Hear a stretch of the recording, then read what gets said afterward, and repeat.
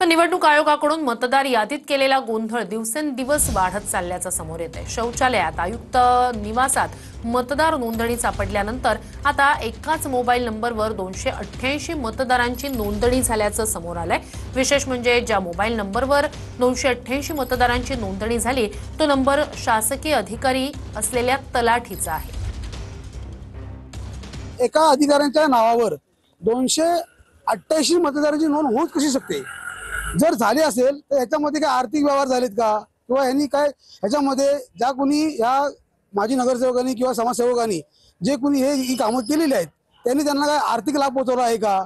असं दिसतंय की हा आर्थिक लाभ घेऊनच या सगळ्या मतदारांना एकत्र एकाच लिस्टमध्ये आणून ठेवलेलं आहे। म्हणजे ही जर 288 लोक एकाच वेळेला जर मतदानाला गेली तर तो जो समोरचा जो उमेदवार आहे तो 100% जिंकणार।